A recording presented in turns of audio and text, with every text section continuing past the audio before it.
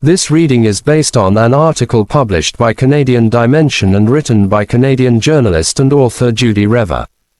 The article examines the role of Louise Arbour, former Chief Prosecutor of the International Criminal Tribunal for Rwanda, known as the ICTR.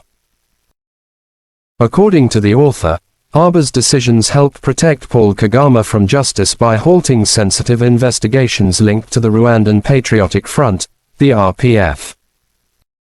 The article focuses particularly on the investigation into the April 6, 1994 attack on the plane carrying Rwandan President Juvénal Habyarimana, an event widely regarded as the trigger of the Rwandan genocide. The author also argues that decisions taken within international judicial institutions contributed to a culture of impunity that allowed Paul Kagame and senior RPF officials to avoid prosecution for alleged crimes committed in Rwanda and Congo. This article reflects the views and conclusions of its author, Judi Rever. This is the reading of the article. How Louise Arbour helped shield Paul Kagame from justice. Canada's new Governor-General helped cement the impunity of Rwanda's leader, one of the most controversial figures in modern African history. If power is measured by the capacity to influence outcomes, then Louise Arbour, Canada's new choice for Governor-General, is one of the most commanding figures in the history of international justice. The fate of millions of people living in Central Africa was directly impacted by a series of decisions that Arbour made nearly 3 decades ago as Chief Prosecutor at a United Nations tribunal established to seek justice in Rwanda after the 1994 genocide.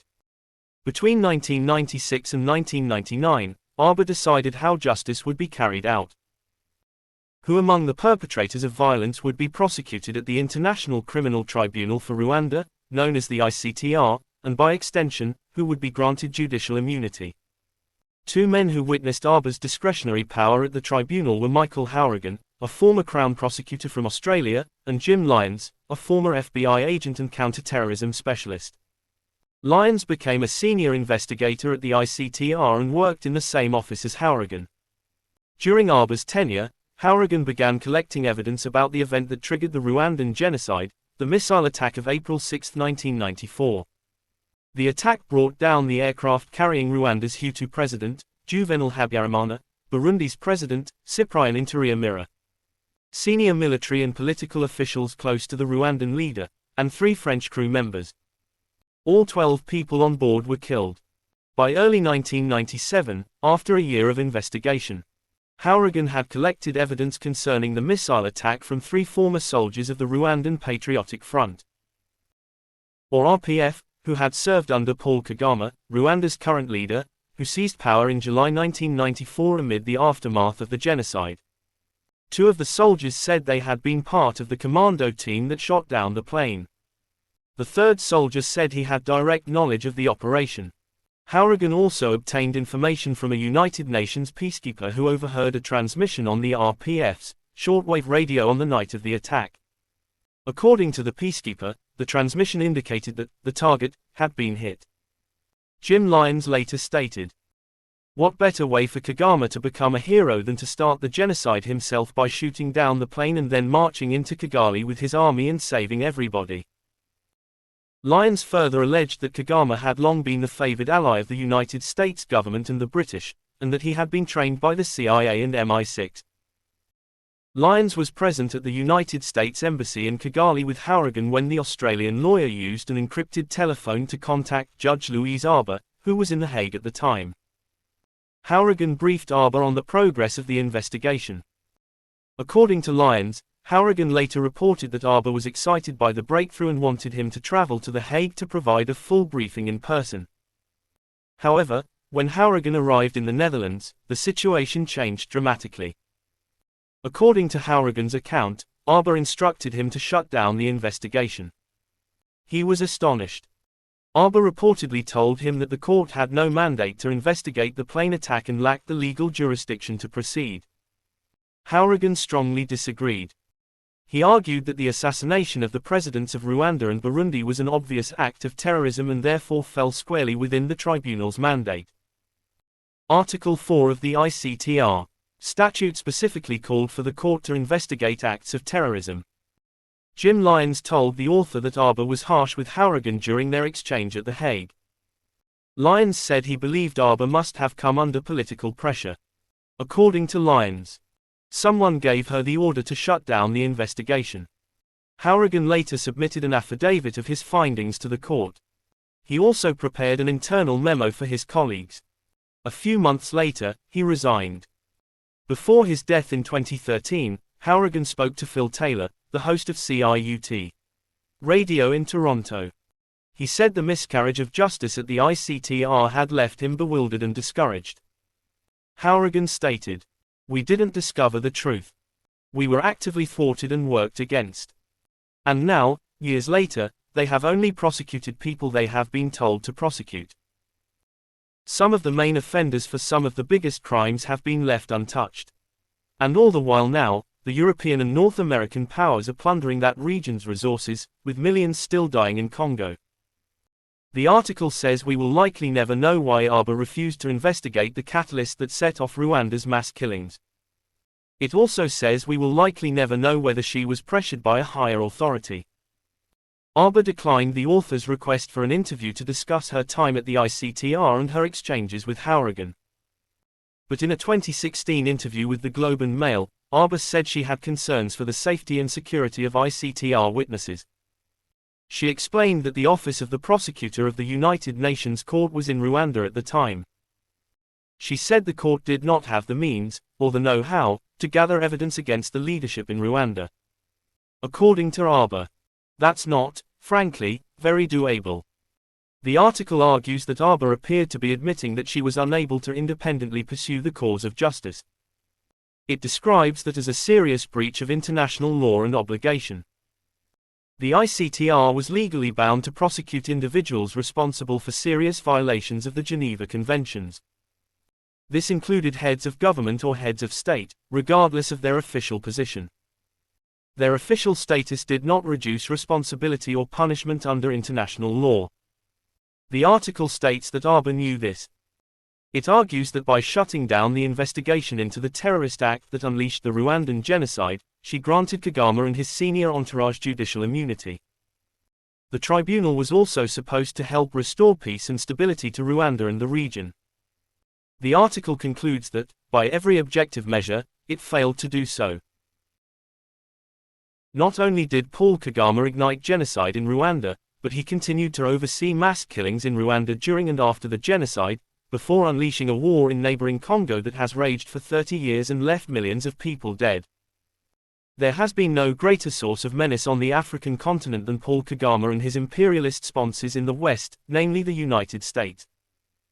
Not only did Arbour's decision change the human rights landscape in Central Africa, but it set the stage for legal compromise and historical erasure. Carla Del Ponte, who succeeded Arbour as chief prosecutor of the ICTR, oversaw the Special Investigations Unit, which discreetly collected evidence of crimes committed by Paul Kagame and his senior commanders.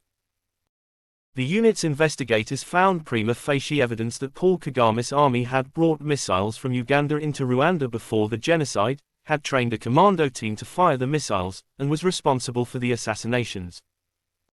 Tutsi soldiers who had broken with Paul Kagame's regime also provided evidence that Paul Kagame's army had committed mass atrocities against Hutu civilians, and had infiltrated Hutu militias and killed Tutsi civilians, thereby potentiating the genocide against Tutsis. Del Ponte proceeded to draw up a list of targets for indictments, including one against Paul Kagame himself, but she was unceremoniously fired from the tribunal before the indictments were issued. In 2003, just as Del Ponte was given her marching orders, the U.S. Ambassador for War Crimes, Pierre Prosper, brokered an illegal deal which transferred the jurisdiction for prosecuting RPF crimes from the United Nations Tribunal to Rwandan courts, allowing the killers to prosecute themselves.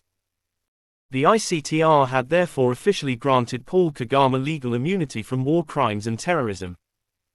Prosper would later become Paul Kagame's personal litigator in the United States.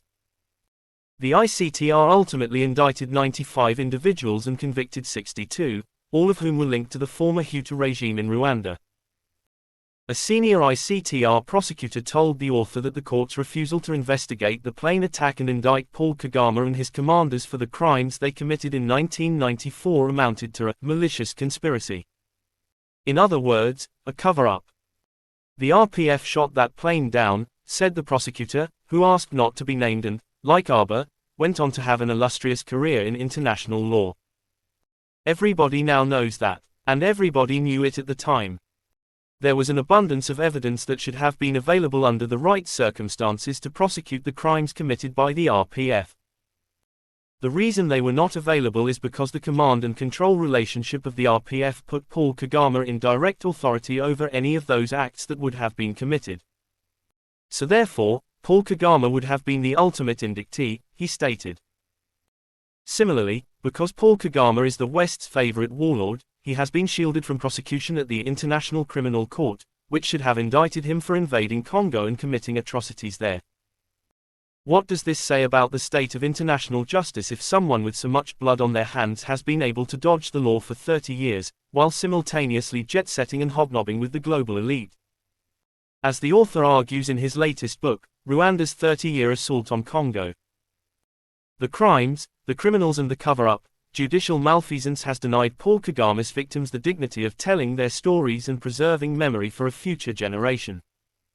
Courts do not simply interpret and apply laws, they create history. Lawyers and judges select and frame evidence and create historical narratives. The courts, in particular the ICTR, have ensured Paul Kagame's moral invincibility, gaslighted his victims, and allowed him to pour gallons of blood onto Central Africa. Arbour is not alone in protecting Paul Kagame. She is among a group of powerful people who have rationalized Paul Kagame's violence, who have buried, denied, or dismissed the evidence against him, and ultimately distorted history. In her new ceremonial job representing Canada's head of state, it is doubtful that Arbour will be taken to task on any of this. But for the millions of Paul Kagame's victims in Rwanda and Congo, her record is a deeply painful one, and will be remembered forever. This concludes the article. According to Canadian journalist Judi Rever, the decisions made within the International Criminal Tribunal for Rwanda helped create a climate of impunity that protected Paul Kagame and other senior members of the Rwandan Patriotic Front from prosecution. The article argues that the failure to investigate certain allegations and pursue specific cases had far-reaching consequences, not only for Rwanda, but for the wider Great Lakes region of Africa. It maintains that millions of victims were denied justice, while key questions surrounding the events of 1994 remain unresolved. Louise Arbour's appointment as Governor-General of Canada has revived debate about the role of international institutions, the pursuit of justice, and the responsibility of powerful individuals in shaping historical narratives. Whether one agrees or disagrees with the conclusions presented in this article, its central argument is that justice must be applied equally to all, regardless of political influence or international support. Article by Canadian journalist Judi Rever.